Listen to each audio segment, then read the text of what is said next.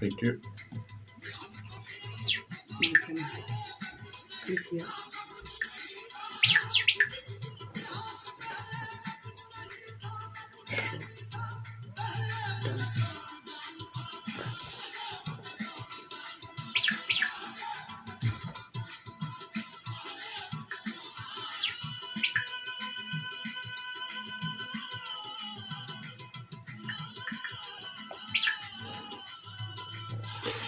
Assalamu alaikum. Good evening, everyone. Hope you're well. We're just about to go live on air. So please join us. A very interesting and topical show today I've got in store for you.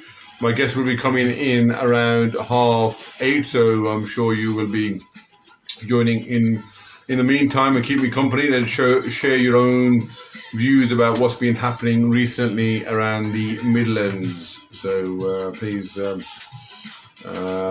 share your views and also what your thoughts are. Let me just share this on my timeline and then we'll kick things off. Yes. It has been interesting. Normally, yeah, let me kick things off actually.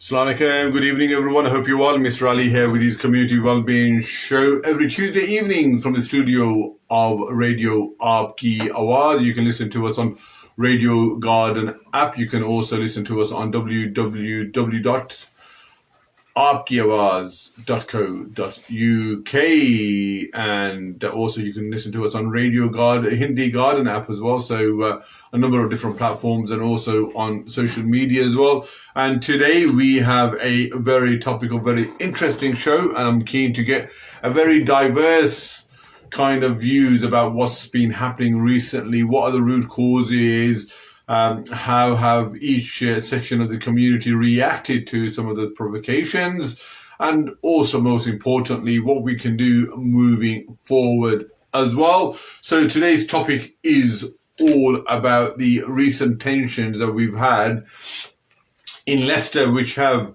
slightly spilled over to the West Midlands, but as you've been seeing, there has been communal, there has been sectarian violence between the Hindu community and the Muslim community, and we are not going to be pulling any punches. We are going to say it how it is as well. Obviously, just to give you a bit of a background, so about maybe 4 to 6 weeks ago, there was maybe, I would say up to 300 young right-wing Hindutva. And let me give a bit of a definition of that particular word. So Hindutva simply means a right-wing Hindu nationalist, someone who really thinks that the Hindu nation, the Hindu faith is superior and is above everything else. So we know that there is a BJP right-wing government in India, and we have also their BJP is their political wing, and RSS is their groundswell or their the sort of grassroots on the ground thuggery group. So we know, similar to, I would say, the IRA and the Sinn Féin, really. So that's where we are, and this is not something new. So we know about the violence that has been happening to the minorities in India, whether you're a Sikh, whether you're a Dalit, whether you're a Christian or of a Muslim faith. They have been really subjugated to real prejudice, to some real violence as well. And never did I think that that was going to be imported over to the cities of the UK. And maybe I was naive, maybe I was a bit short-sighted, but that's what we have been seeing across the last few months. So just to give you an indication, about 2 months ago now, over 300 young Hindu activists or thugs were roaming the streets of Leicester, asking people if they are Muslims, if they are Pakistani, and if they said yes, they would certainly jump and give them a real good sing to. And this was being done across the city of Leicester, and the police were very slow to react. It was all over the city, all over the social media, but the local police, the elected representatives, the PCC for Leicestershire was almost burying their head under the sand, thinking that this was going to go away. And they even attempted to blame it on to the recent couple of games between Pakistan and India, the Asia Cup, where Pakistan won one and India won one, blaming on that. You know, Pakistan and India have been playing for a number of years now, and obviously passions run high, but both sets of supporters are very nationalistic about their own teams, very passionate about their own teams, but at no stage did that spill over into any kind of violence which was between Pakistan and India. And that's always been, there's been a fine line between supporting your team but not causing any kind of tension or violence towards the other sets of supporters. However, this predated these games. It was going on 2-3 weeks before. And then on one of the first game in the Asia Cup, it really blew out. There was 300 to 400 young Hindutva supporters going around marching the streets of Leicester brazenly in the middle of the night and openly calling out for violence for anyone that resembled someone from a Pakistani origin and also from a Muslim background. And they managed to get hold of a few individuals as well. There was an imam whose nephew is a police warden, and he was when he was doing his job that evening, he was asked whether he was a Muslim, and he replied in the positive. And there was just a handful of them. They were trying to corner him and get their hands on him, but he managed to stay off the attack and managed to warn those individuals off. But that was just a warning sign for things to come. And lo and behold, what we have seen now is a full-blown, full-scale, attack by these thugs. That's all we can call them. Thugs that now think that they can come over and try to divide our community, divide the Asian community that have been here living peacefully now, I must say, for over 50 years, whether it is in Southall, whether it's in Leicester, whether it is in Birmingham, or whether it is in Ilford. Wherever it is, we have lived peacefully side by side. Our issue is the same. We want to work hard. We want to make sure there's investment in education, investment in small businesses, and our issues have really overlapped. And to now think that these recently arrived, so these young students, some people have said that these are young students. These are also recently arrived immigrants from India who have been brainwashed in these RSS cells. They are cells, they are colleges, they're schools now with this ideology, the Hindutva RSS ideology. This hasn't happened overnight.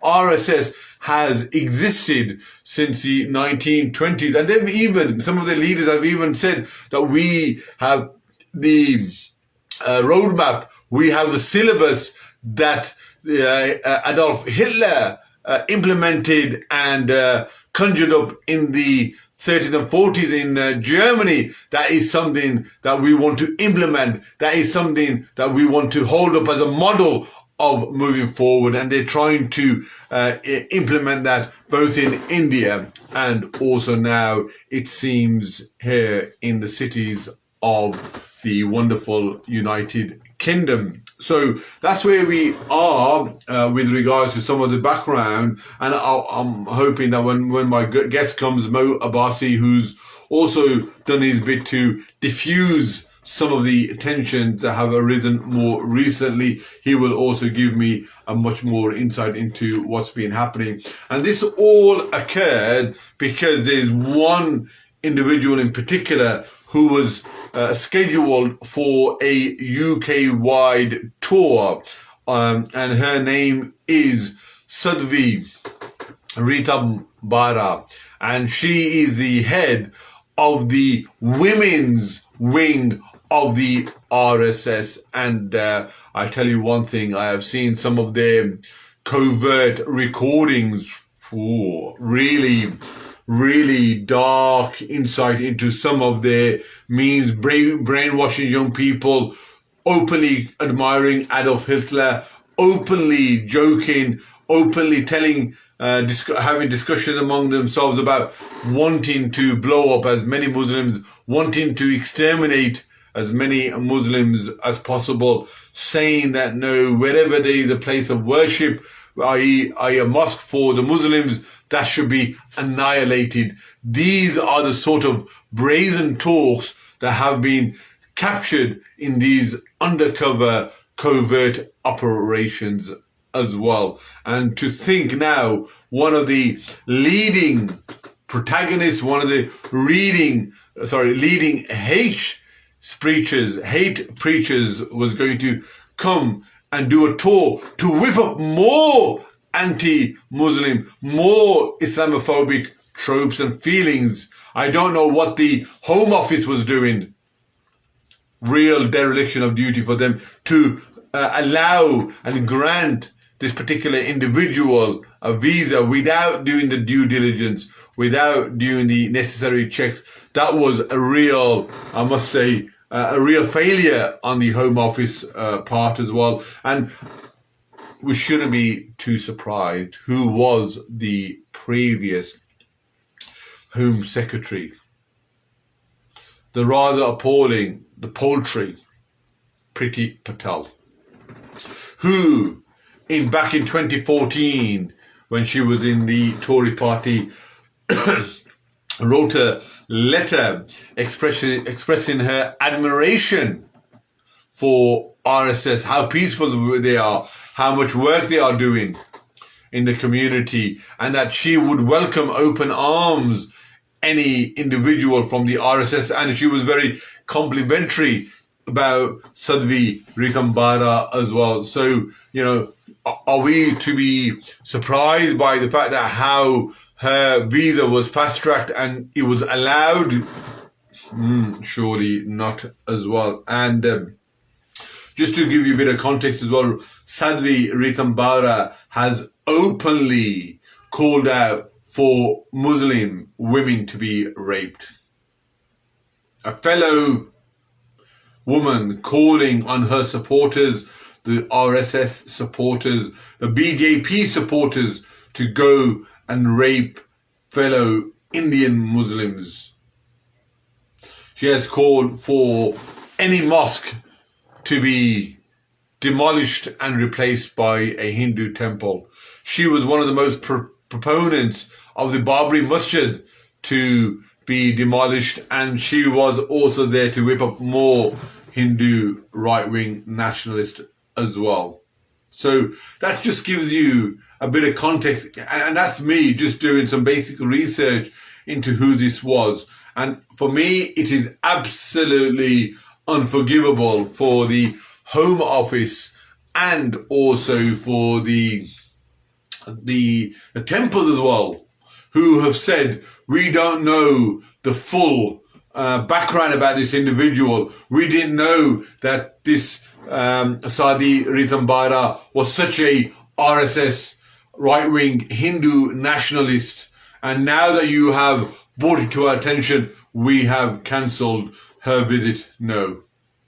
You have responsibility as a leading Hindu temple. The committee there, the trustees there, a lot of these are charities. You have a duty to do your checks and balances on these people before you call them in. So she was supposed to be in Nottingham, in Coventry, in Smethwick, in Leicester. This was a citywide tour that she was going to be embarking upon. Imagine that if this tour was allowed to carry on, the amount of division, the amount of hatred and sectarian violence that this would have caused, it would have been unimaginable. So for me, it was the right decision for the Home Office belatedly to then revoke her visa, and it was the right decision for the Hindu temples to also say, look, yeah, we have made a mistake,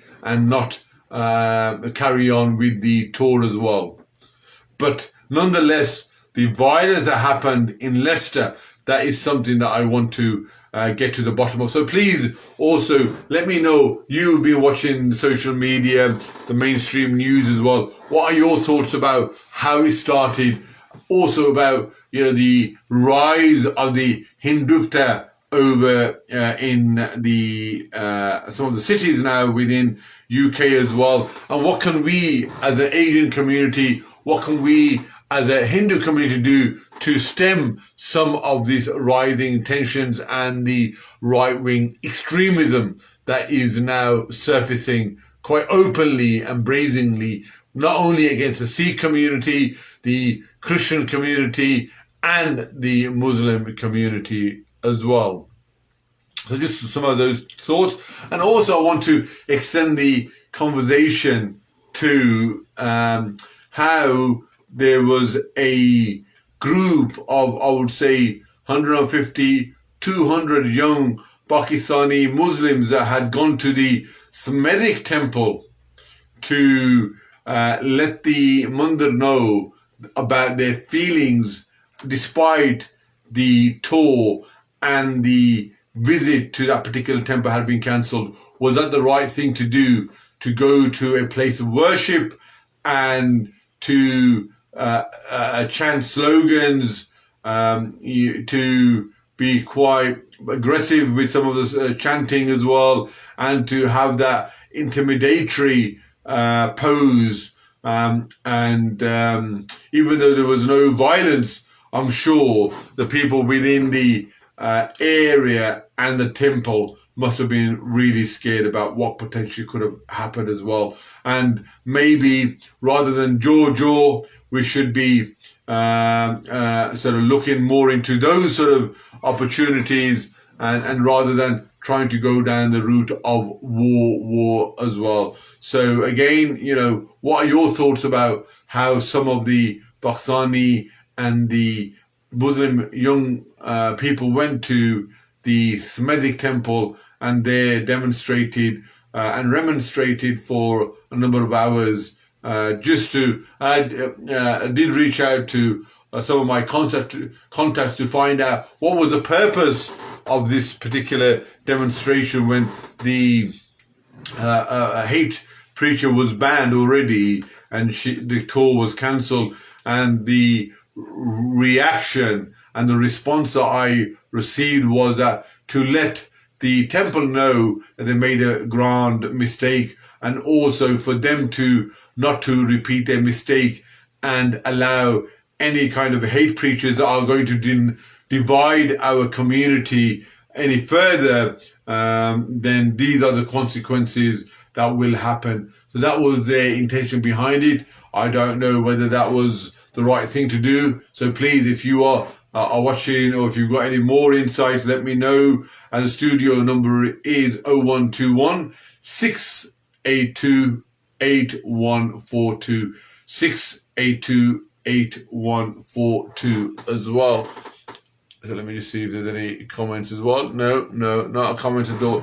I've had one comment come through. People are saying that, it is extremely dangerous for us to get involved in any kind of interfaith or interracial differences with our brothers and sisters from the Indian community. We have to collectively work together in order to address these issues as well. And we have to distinguish and differentiate between the normal, hard-working Hindu community that is going about their daily life, especially in this day and age where we're all worried about the energy crisis and these thugs, these Hindutva organizations and right-wing extremism that are trying to divide our community in Southall, in Leicester and over in Smethwick as well. And I've been told that these are not only people from Leicester, they come from all over the country to come and to create and to divide our community and create this discord as well. And we can't allow that to happen for one moment as well. So what I want to know is, what did the Police and Crime Commissioner do? What did the local police do, apart from reacting to the situation and condemning and calling for calm, both on an equal measure to the Muslim community and also the Indian community as well? Here in particular, it was, unless we have honest and frank discussions, we are not going to get to the bottom of it. It was the right-wing Hindutva gangs that were patrolling and marching up and down the streets. It was these right-wing Hindutva mobs that were going and attacking individuals who may have been from a Muslim or a Pakistani background as well. And there was no calling out by the local Hindu community, say, look, not in our name. We are not going to allow you to hijack our good name, our good religion, our good interfaith relations for your hate. But there was nothing coming. Even with the statement that was made by that interfaith group in Leicester, there was no mention of the Hindutva in that accusation, in that statement as well. And that was something that I was looking forward to, because unless we address the issue, unless we get to the bottom of it, we will always be skirting around. We will never get to the real nub of the problem as well. So that's just some of my thoughts as well. So any further comments, please do let me know. I'd be interested to get your thoughts about what is happening, about the situation that we find ourselves here within Leicester and also over in Smethwick as well. And I must say that the real conversations have been taking place over on social media. If you've not been on social media, there's been real toxicity, there's been real anti-Islamophobic tropes and sentiments that have, please join me, Mo Abassi, there's been real sentiments, and we must make sure that social media companies have a real responsibility to regulate and to find out what is fact and what is fiction, rather than creating more hype and disinformation as well. So I'm just going to stop there, because I have now got my much anticipated, much well-informed someone who does a huge amount of work in this particular arena as well, Mo Abassi, who's part of the Football for Peace and many other organisations, who has travelled far to come and join me. Thank you for joining me, Mo Abassi. How are you, sir? Hi, I'm fine. Assalamu alaikum. How are you doing? Walaikum salam. Yeah, great stuff. Like that as well. Absolutely. Still trying to keep ourselves young. So I'm keen to get straight into the bottom of it. So to get an insight from you. So, the Pakistani Muslim community and also the Hindu community have been living peacefully up and down the country, Southall, Leicester, here in the Black Country, Birmingham, for many a year. And when you talk about extremism, right wing, or terrorism, everyone, the first thing that comes to mind is Muslims, Pakistani. That's a, but how did this come about? How have we allowed, whatever happens in India, for that to be imported over into our UK cities? Can you provide a bit of context about the talk, who this individual was, who was trying to stir up some sectarian, maybe violence? Well, the one of the individuals that was invited by some British Hindus, Yeah, was a lady that has been linked to very extreme groups in India. yeah, And the thing is, most of the Hindu community didn't know who this was or even her background. It's sure. very similar to our communities, Pakistani communities. When we previously, when we used to invite people, we had no idea who they were. So this is the thing. So obviously, with the social media now, I think people got hold of the information, and they created a fuss, which is rightfully so, because we shouldn't let our temples, mosques, churches, etc., be used by extreme people with very extreme views, hateful views. Absolutely, well said. So I have done a bit of research on this particular individual as well, and for me, what was surprising is how on earth did she slip through the net by the Home Office or whoever granted her the visa to do this nationwide tour, and some of the temples when they in their, let's give them the benefit of the doubt, when they said, "Look, as soon as we find out or it was brought to our attention, we have now revoked particular tour. The tour was cancelled as well. But I want to know how on earth did the Home Office not do their due diligence and allow this individual to create this discord in the first place? Oh, this is the thing. You see, we think that the government knows everything and the Home Yes, Office knows everything. It doesn't, because the thing is, it's really up to all of us, Muslims, Hindus. We're British people, we're British citizens, and we should look out for each other and not be let our communities be used to stir up hatred, whoever the person is. But with this lady specifically, I think because the government's attention is people with Muslim names, they thought, oh, okay, that's not a Muslim. We'll put that to the side and let her come in. But I think we just need to be a bit more aware next time and make sure that the British government is, we're all for freedom of speech, British people in Britain, and whoever the person is here in the UK, they have got the right to say or do whatever they wish within the laws. Well, if we import people in, if we bring people in, then we have to be very, very careful. I mean, half of the people arrested, for example, in Leicester, half of them are people from Indian background. But I'm not blaming the Indians.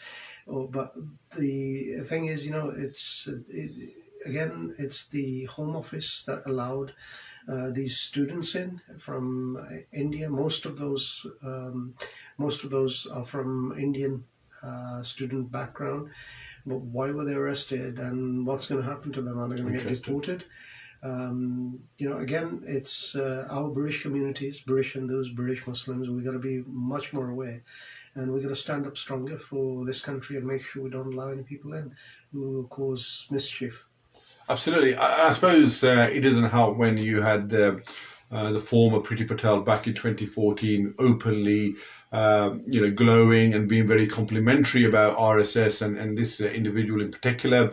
And again, now that I know it's a part of a charity as well. I'm sure the charity commission will get involved as well. And just doing some basic research. I mean, she has openly called for the raping of Muslim women in India. She was one of the main proponents to stir up communal violence when the Babri Masjid was demolished and it was ordered that a replacement Hindu temple could be built as well. So, she had a real track record of, creating discord and division. And, let's be honest, keep that to India. If the Indians are happy with that, which I'm sure they're not, keep them over there. We don't want that hate brought over to our cities here within the UK as well. So I think we're going to sort of draw a line, because we all know about RSS, BJP. We don't want to make this about about that. I'm more interested about Leicester, about Smethwick as well,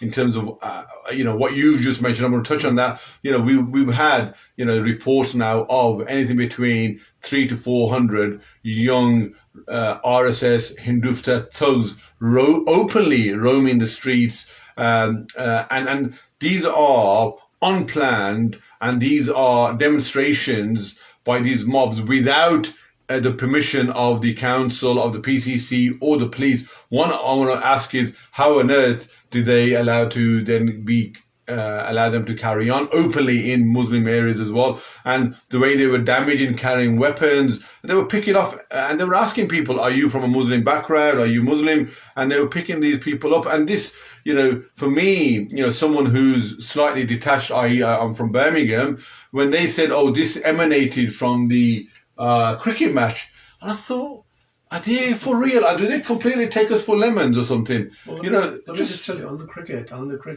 we watch cricket whenever there's cricket. Yeah, of course. We watch it in the same room with our Hindu friends, our Indian friends, Pakistani friends. They're sitting there pulling each other's legs. You should, if you're in that room, you think we're the most horrible people to each other, but we do that because we're brothers and sisters, and we like pulling each other's legs when it comes to cricket, but we don't we don't mess around with each other. When these people have been imported into the UK, when they were messing around because of a different agenda, and we have to be very, very careful. Yeah, no, absolutely. So I think we need to find out about some of the background, and if they have broken the law, those particular students, if they are here on a visa, then that should be certainly revoked and looked at. And I think now, we want to nip this in the bud, really, that sort of right-wing Hindu element. We don't want this to become establishing as a force. We don't want even to have these dark conversations, because I've seen also some covert surveillance or camera whereby they've been openly talking about blowing up Muslims, and that these guys, the Muslims are our enemies, and this is within the colleges and the academies within UK as well.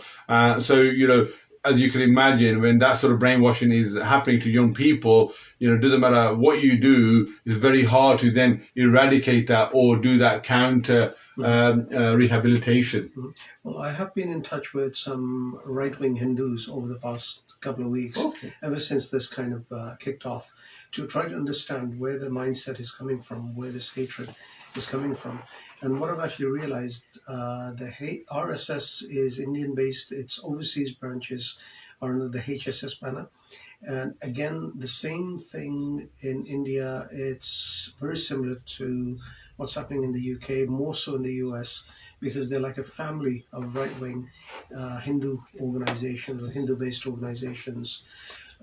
So when we, for example, even say it's the RSS or HSS, we need to understand there are groups within this that are causing this. HSS or the RSS itself is, although it's part of the same kind of family, we need to also engage these people in dialogue, the UK-based British Hindus who are part of these groups, and they are British Hindus who are part of the HSS, that we need to engage with more to kind of address some of the issues, some of the things that they are saying about Muslims. They are very, very extreme people within these groups, and they're not going away unchallenged. So we need to talk to them. We need to talk to the British-based and the ones who are causing mischief from overseas, and they should be deported. Yeah, absolutely. And you're on social media, I'm on social media as well. If we think some of the stuff that's happening on the grassroots ground level is very bad, try going on social media. It's real toxic. The amount of people that are out there, some of the trails, they say, look, 1400 years ago, this religion is a terrorist religion. They bring 9/11 into it. They bring the Prophet into it. Yeah. It's not about what's happening here locally. It's about, Hindu versus Islam. And I'm thinking, what, if you get into that debate, there is no win. All you're doing is creating more animosity, more divide, and it doesn't stop. And then the trail just goes on. But certainly they are, some of the mob that you talked about are very busy, and it's a deliberate attempt to, almost continue to demonize the Muslim community. And in this particular instance, certainly we're in Leicester, we were the victims. But even some of the statements, Mo, by the chairperson of that sort of interfaith group, by the police, by the local MPs and the national government, have put the balance between the Hindus and the Muslims on an equal footing. Yeah. That both have to condemn, come together. I think, well, yeah, we're fine, but here let's call it a spade a spade. the right wing were on a march, picking and victimizing people based on their faith or their nationhood. Well, you see, one of the things that's happened is, our parents and grandparents' generation, when they came over, it was Pakistanis, Indians, Bengalis. They used to live in the same house. Yes, The Muslims, Hindus, Sikhs living in the same house, eating from the same table. And what's happened is we've kind of started detaching ourselves from each other, not just as British Muslims and British Hindus, but as people, because we're busy in our own thing. And what happens when we're busy in our own thing? Someone's going to be talking to our kids, and they're elements from Pakistan and India who've been talking to our kids on social media and trying to create issues, and we haven't really kind of addressed that. No. And this is why when you have people come in from, in this case, from India, and who felt very comfortable in attacking British Muslims, British Pakistanis, and encouraging British Hindus and British Indians, in their games, we got to understand why they felt comfortable, and we need to kind of address that. But when it comes to, are we together as British Pakistanis and British Indians? We're not together, but we need to. And this is why, what I was saying to you and what I was saying to others about using, for example, football or different sports. There's so many things we can do together. Absolutely. Which we used to, which we stopped doing. And it's really our responsibility collectively to do that. No, well said. And as one of the callers has just said, and let me just Assalamu alaikum, Bayadi, fantastic show. Assalamu alaikum to all and to your guests. This one here, we have far more in common than to divide us. Our ancestry goes back to India before Pakistan was created. Prior to that, we were living side by side in India in harmony. We need to repair the damage and rebuild our relationship with all communities, peace for all. And I must say, let's just put it into context. We're looking at a very small section of the let's call it balance, of Pakistani community and also the Hindu community over in Leicester. No way are we trying to generalize and trying to include all of the Hindu or the Pakistani Muslim community in this. But what we are doing is having a proactive, frank discussion and telling you how it is, because if we don't now at this stage stem it, then we don't know how far this can escalate. One of the things that I wanted was, normally when there's any kind of a Muslim terrorist attack, we MCB Muslim politicians as a community, as a faith, we are asked to condemn, say not in our name. And I was waiting for the majority, the peace-loving Hindus, the spokesperson who was there made that statement as well, to say, look, this is not in our name. We love our Muslim brothers. We've got them for such a long time. These are right-wing Hindus, and who've come in. They are our enemies. We don't get on with them either. Let's work together to collectively to isolate and to report these and tackle the issues. It was none of that. It was all about we have to work together and stuff. And I thought, I don't know whether we're slightly missing the point. I mean, what are your thoughts? Am I slightly off the mark, or am I being a bit too? No, I can understand where you're coming from on the issue of whenever there's an attack by a Muslim, wherever. Yeah. It's not my problem that attack happened. I do not need to condemn that. It's, for example, you driving crazily or you're getting drunk or something, and I'm supposed to condemn that. The thing is, criminality is criminality, whether it's by a Muslim or a Hindu. No Hindu or no Muslim, no Indian, no Pakistani should condemn what they have not done. Okay, it's not their responsibility. And if we can, if we're getting Muslim organizations or Hindu organizations saying, "Oh, this is not in our name," of course it's not in your name. Why are you even trying to make it your name? The thing is, people, we need to grow up. We need to look out for each other. We need to realize that these are criminal elements in our society. Whatever our background, we need to deal with them collectively. And by even saying that, by even condemning people who have our faith, whether they're Muslim or Hindu, we're taking responsibility for them. We should not. They're not our responsibility. Our responsibility is reaching out to each other and helping the police to arrest these criminals. Absolutely, well said. I'm just going to look on the other side now in terms of how or what role did the Muslim community play.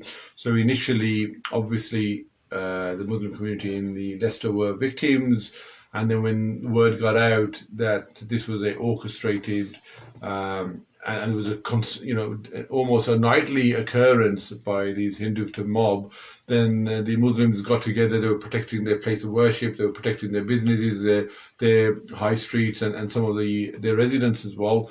And there were reports that there were sort of counter attacks as well. People were also then attacked who may have been part of the mob or not. There was also some reports that some Hindu temples or some of the flags outside of the Hindu temples were, taken down or destroyed and damaged as well.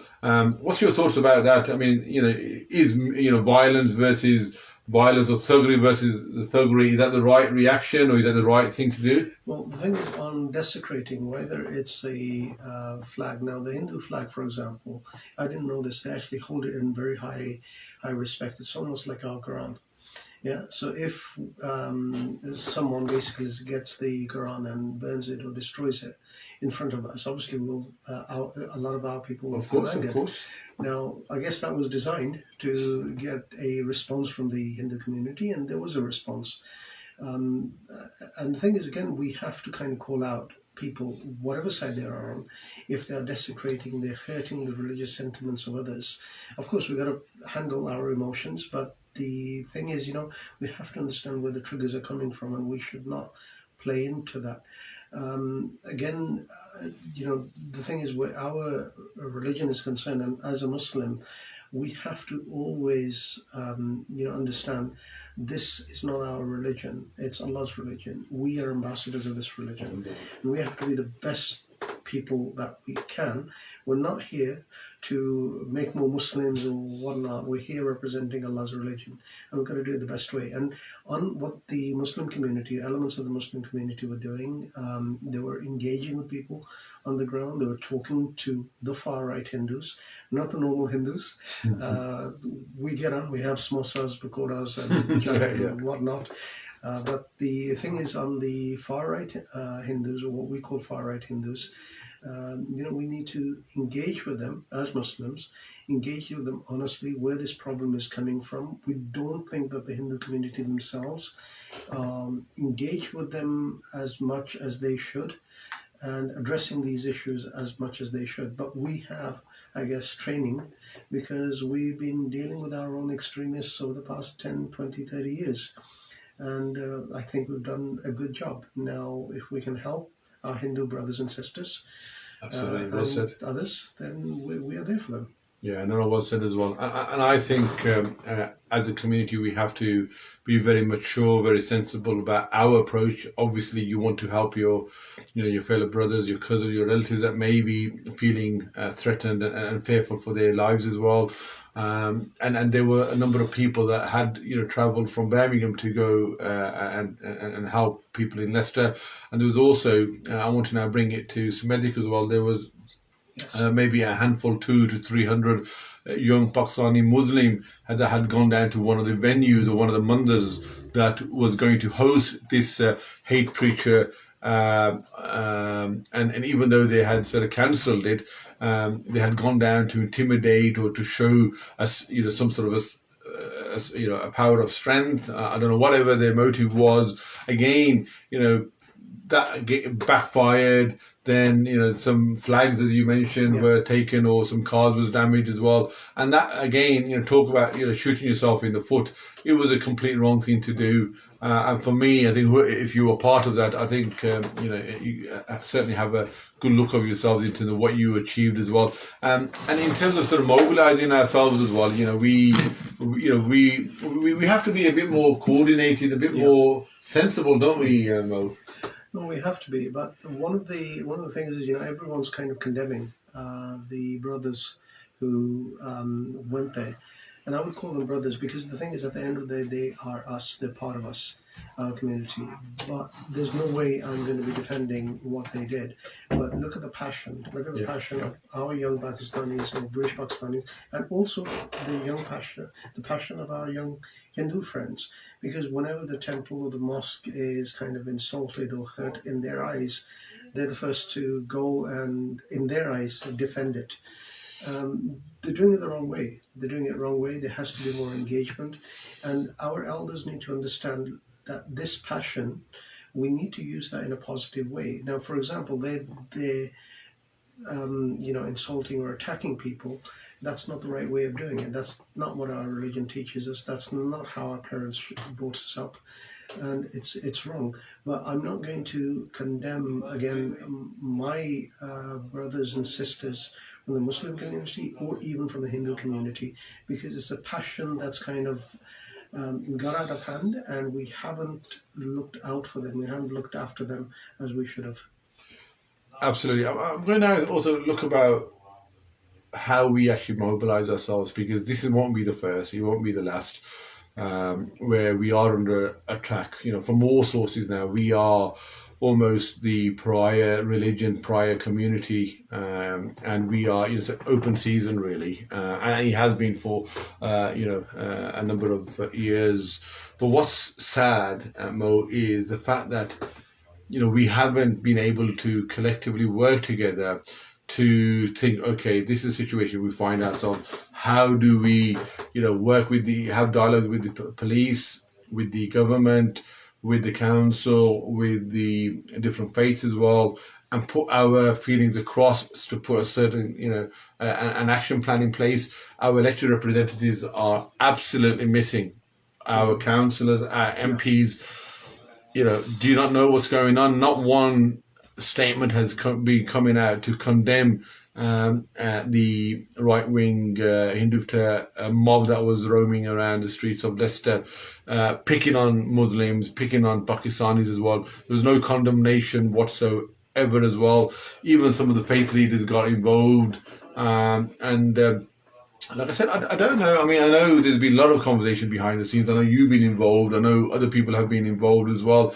And I don't know, I've not been part of those conversations, but obviously you have to have a statement, and it has to be something that everyone's happy with. But if you read some of those statements, and I've got some here, it's just meaningless in terms of it doesn't really contain anything. And I'm not being negative at all, but I'm thinking have some substance where, don't just give a generic statement out calling for calm for more of the community. We all want to be, peaceful living communities, and let's all call that out. But this was a specific issue that wasn't really tackled and wasn't really, addressed in a way that I thought that it should be. I hope those conversations are happening backdoor. And again, without putting you in a spotlight, what can you share more about us as a community, really? How do we channel that frustration, that hurt, in a positive way? Well, on the statements that were released by both politicians, some of the community leaders, organisations from both sides, both angles, I've shared some of that with some of our Hindu and Muslim young friends. Yeah, not one of them, right, saw or read that statement, right. And the thing is, I have been in touch with these,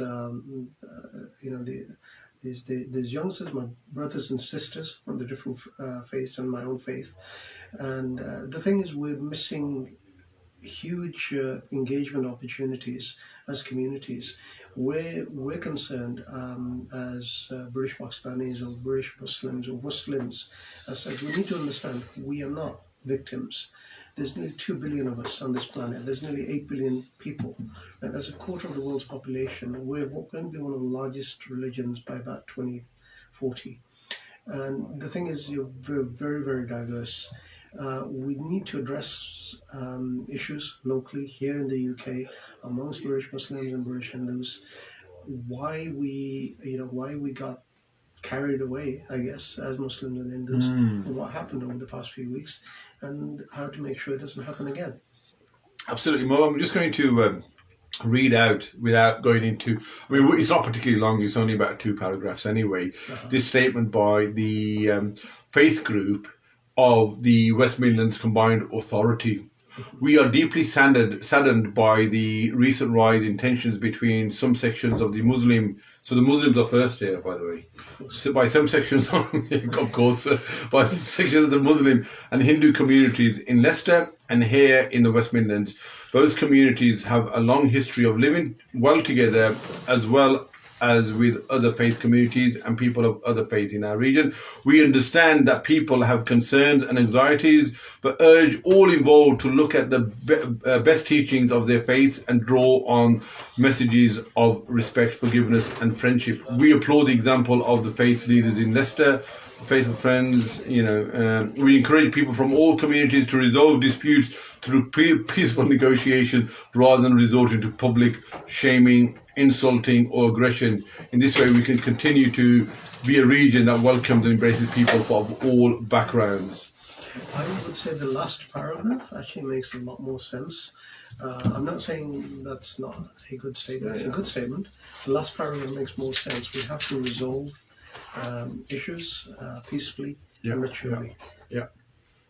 No, definitely. I think it could have been a bit more sort of meaningful and impactful, because I think for me it's just a generic statement, really. Maybe I'm being a bit too critical. I don't know. No, I mean, you can understand there a lot of the faith leaders, etc., from different sides, they're elders, and a lot of our elders. I mean, you look at the masjids and the temples, the gurdwaras that have been built.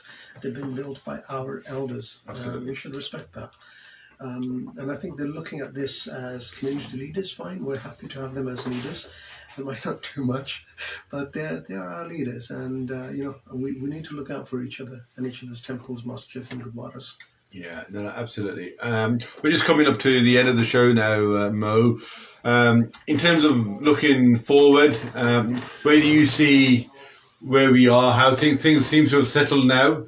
What now in terms of, because those individuals that were roaming the streets of, they haven't gone away. They may have gone underground, but they haven't gone away. Those of you that are still there, what do you think we ought to be doing? How do we move forward in terms of the situation, but also as a Pakistani stroke Muslim community as well? So I've been in touch again, as you know, and as other people know, with both of the communities. When I say both of the communities, fine, I'm Muslim, I'm one of the heads of Association of British Muslims, but I also engage with people.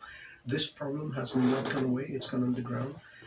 There's a lot of anger in sections amongst the youth in both of these communities, and we have to find ways of engaging with them rather than putting plasters over things and trying to cover people.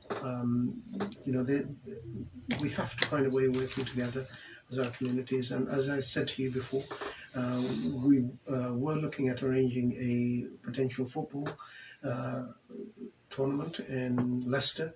We are in touch with groups from both the communities, but there are elements again from outside who think that this should not take place, and we should find a way of pushing that forward, because the youth in that city want to do this, and it should be led by them. Thank you, Mo Abassi, and keep up the great work that you're doing, both visible and also behind the scenes as well. I hope that gives you a bit of context in terms of where we are and some of the background in terms of what caused the recent eruptions as well. And because of Ratri, we weren't able to confirm some of the Hindu brothers and sisters that wanted to come on. Hopefully we may repeat this show next week when hopefully their celebrations are over. Until next week, please continue to look after yourselves, and it's our civil and faith duty to protect ourselves, our places of worship as well. So please look out for each other. Until next week, God bless. Take care.